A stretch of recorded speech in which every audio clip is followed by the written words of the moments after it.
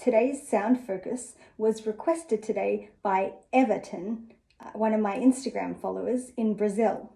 He requested that we focus on the th and th sounds. These two sounds, as we'll find out today, are actually related. To make the th sound, we need to get a finger, put it up against your lips, and make sure when you say this sound that your tongue touches your finger. I have my teeth gently resting on the top and bottom of my tongue, allowing free airflow above and below my tongue. If your finger is wet after you've said the sound, you'll know that you're pronouncing it correctly. My finger feels hot and wet. Now let's practice this sound in a couple of words.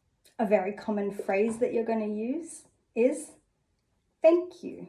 So get your finger, allow the air to flow above and below your tongue freely. Thank you, thank you, thank you. If your finger's wet, you said it correctly. Now, if your finger's not wet, you might have said something like this, thank you, or thank you. We can also practice this sound in a very common verb, think, or thought. Think, thought.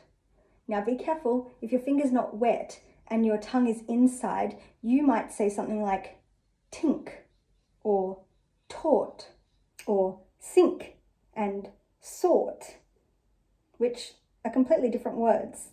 Now, moving on to the th sound. Now, before I said that these two sounds are related, and that's because we use the same mouth for both. But what's the difference then, I hear you say?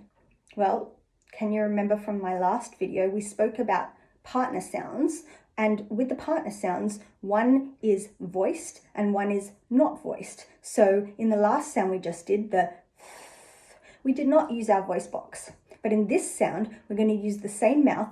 The air is going to come above and below our tongue. We're going to have that free flow of air. Our finger's going to be wet. And we're going to use our voice box this time. So you're going to have the vibration.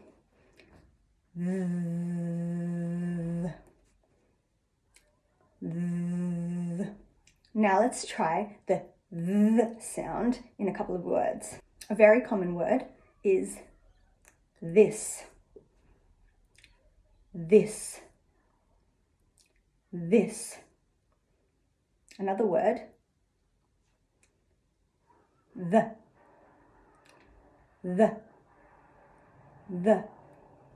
And let's also practice this sound in the middle of a word.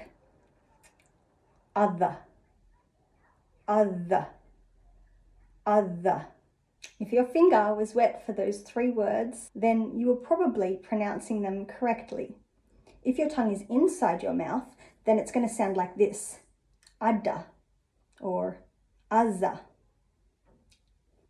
Now, I don't stick my tongue out that much as a native speaker, but trust me, practicing like this will set you up for success. That's it for today. So please comment below any sounds that you'd like me to focus on next time. And don't hesitate to get in touch if you want one-on-one classes. See you later.